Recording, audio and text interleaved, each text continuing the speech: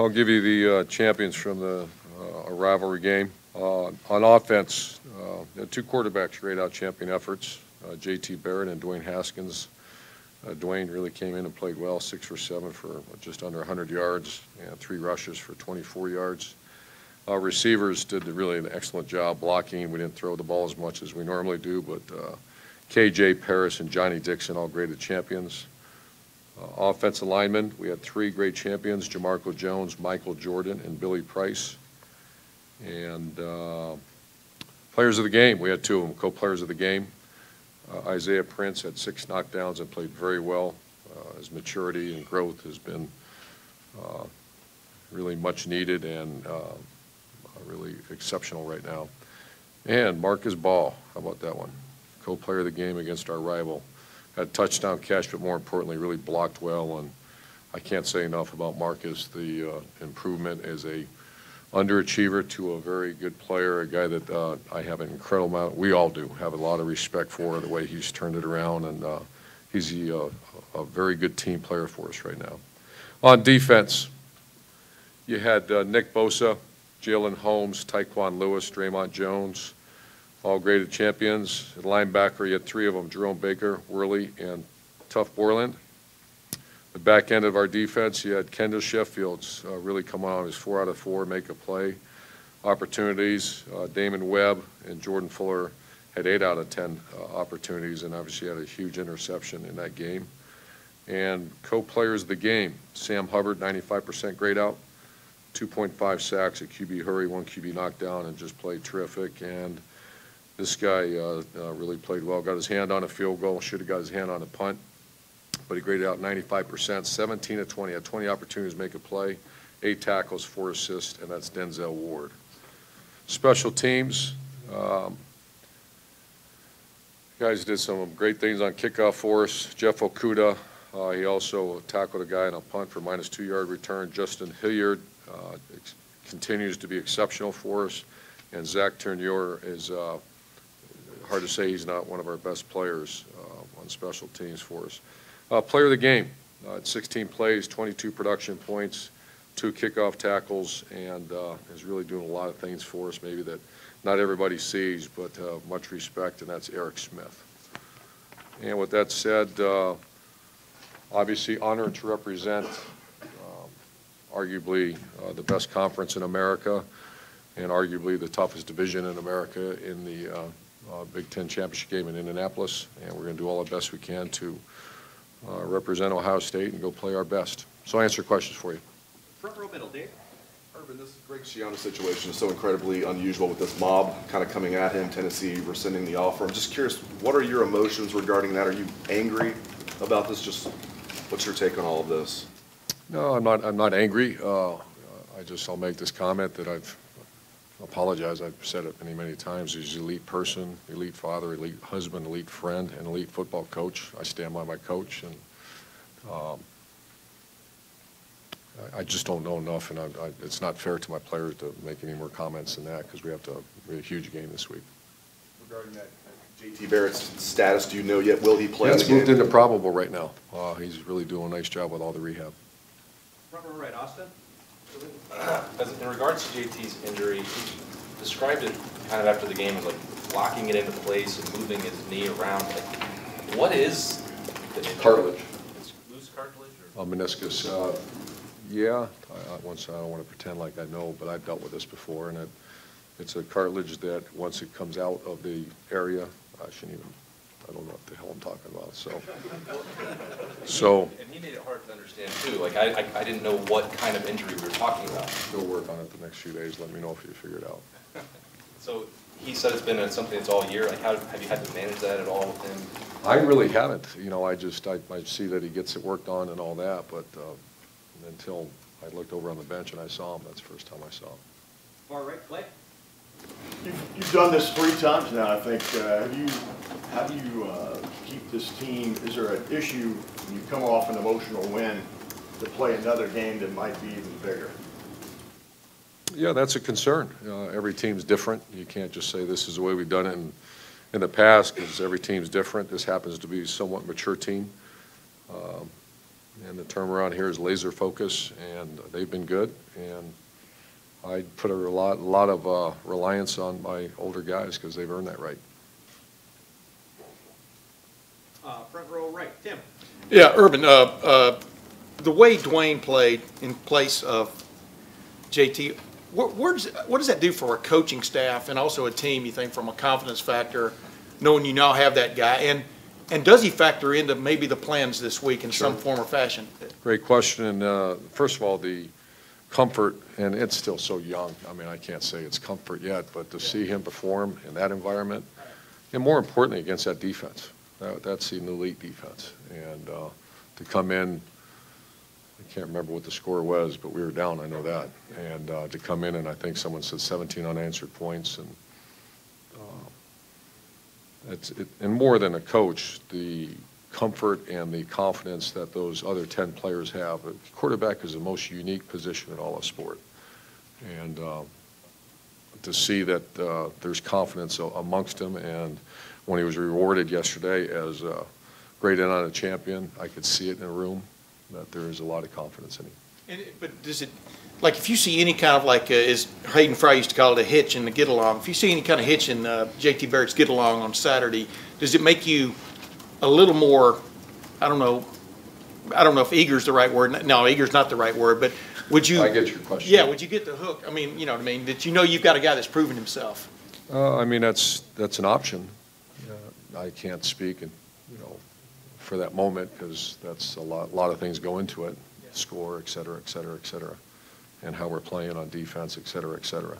So, but the comfort and more, I almost hate saying comfort.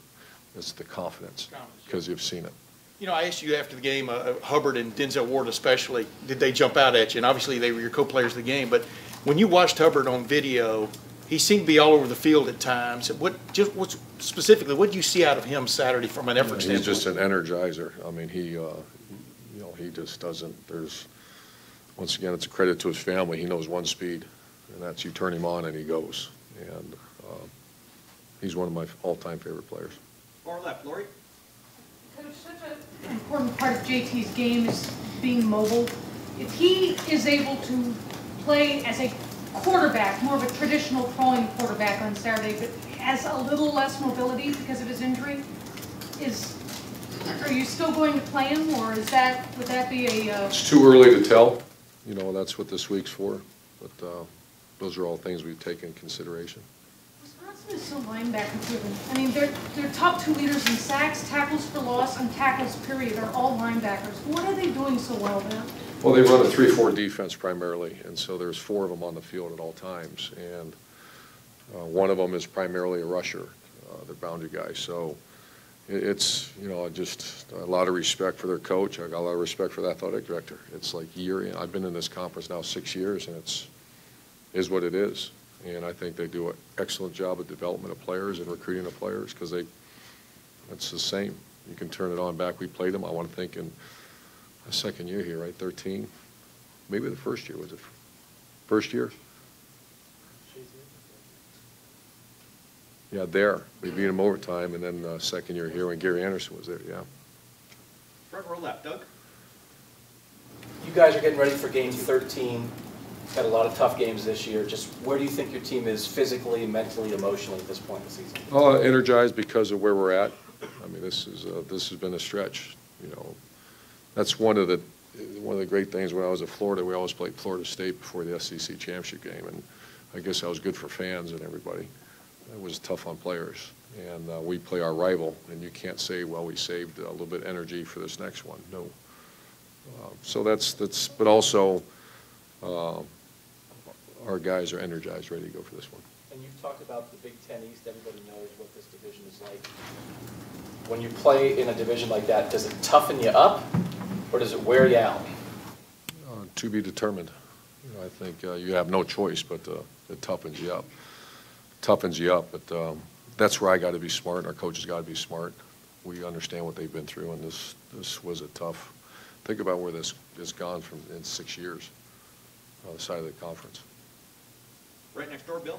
Urban, you guys are obviously preparing to face a very talented running back. under different circumstances, you could be preparing to face Antonio Williams, who was recruited there, and I'm sure they had plans for him to be the starting tailback by this point. Just what do you remember about Antonio's recruitment? He was committed to Wisconsin, I think, when you guys first got into contact with him, and then how that all kind of shook out. Yeah, I really wasn't much involved with that. It was Coach Alford was recruiting them all along, I guess, and then I think Antonio's had some injuries, but we're glad he's a Buckeye and he's got a nice future here. And then I know you're more plugged in with the offense, but when you evaluate the defense from the Michigan game, there seemed to be a lot of guys running free, running open, and their quarterback missed some throws. Was that Michigan changing up their offensive game plan? Was that maybe some poor preparation on you guys at the start of the game that was allowing guys to get free on some of those pass plays? We'd have to ask our defense coaches, and I visited with them, and, I don't know how many that, were wide open, but at times that happens. You have to recover and go make a play. Far left, Matt. I'm wondering, in terms of reps this week with JT, I mean, you said he's coming along better, but does he need he's so veteran, does he need a full complement of reps in your mind? Or do you split him more with Dwayne? We split him more this week, yeah. In terms of JT practice-wise, is it a to-be-determined thing? To be determined. And also, I mean, Lori was asking about Wisconsin defensively. Their numbers are really impressive. What, just in your early look at them, what jumps out at you? What makes them? I think, I can't tell you the exact ranking, but I think they're number one in everything.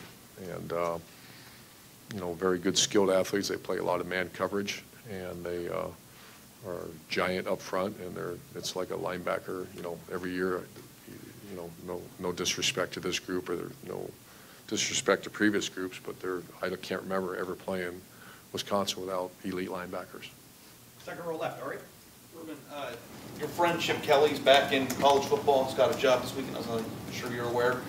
He has some relationships with some guys on your staff, and I didn't know if there was any sort of agreement, unwritten rule. How do people go about a guy when he's trying to fill out his staff and has relationships with people on your staff, and he's also your friend? And the second part to the question is, with Greg and with what happens every single year when you're in a situation where you have to win a championship and you're trying to be in the playoff and all the stuff that's going on, how do you manage coaching staff, coaching changes, interviews, and all that stuff? And Exhausting, but it's, there's two kind of coaches that people want and coaches that people don't want. And we're very fortunate here that we have a bunch of wants.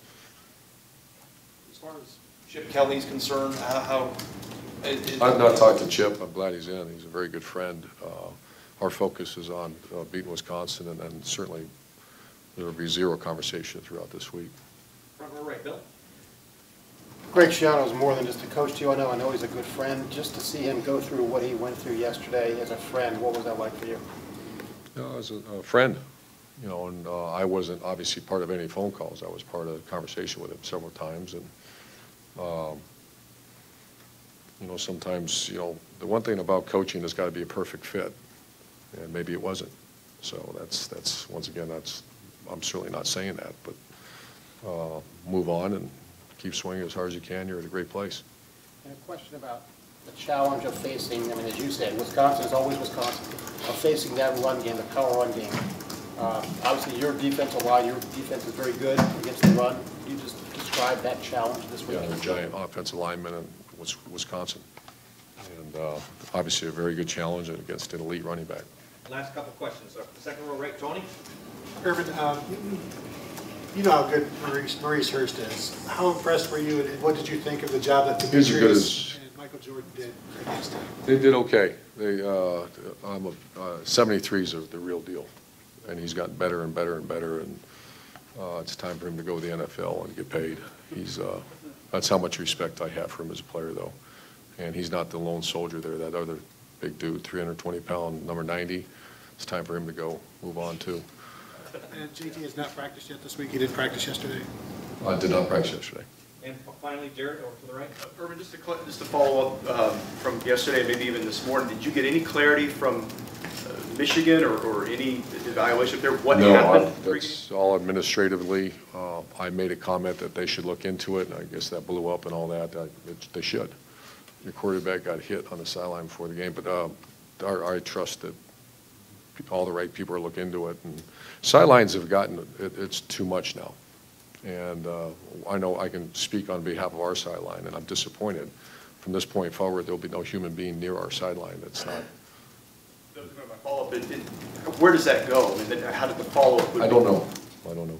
But I trust our administration to handle it. Steve, go ahead, I'm sorry. Coach, Hubbard was not announced before the game you played against Illinois, but your social media sent out that he did go through the senior tackle. Was that just in case he doesn't come back, or is that kind of up in the air and he's considering it right now, or what's your? Yeah, I think that happens, and I don't want to start a precedent. He's been a 3-year starter. He's a graduate, you know, and that's his decision. And we talked about it, and he wanted to go through senior tackle, and that's his call. Do you feel like it's final in your mind right now, or there's a I don't want to doors speak open? for it. Our door? Is the door open? Is it final in his mind then? I don't. Let's go beat Wisconsin. Coach, thank you very much.